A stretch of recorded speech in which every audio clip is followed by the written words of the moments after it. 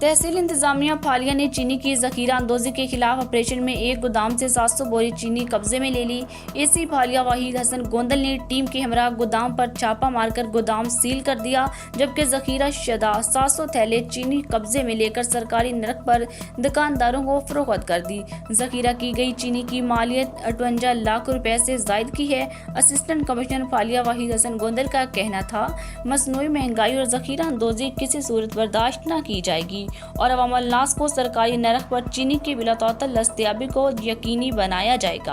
Assistant commissioner ने मुतल्लिका अफसरान को हदायत की कि चीनी की दस्तयाबी और नरख पर कड़वी नजर रखी जाए ताकि कोई डीलर और दुकानदार चीनी की फरोख्त में मुकर्रर नरखों से तजावज़ न कर पाए। उन्होंने डीलरान को सख्ती से हदायत की कि वो दुकानदारों को मुकर्रर करदा नरखों पर चीनी की फराहमी को यकीनी बनाएं और अपने स्टॉक और सील का मुकम्मल रिकॉर्ड रखें।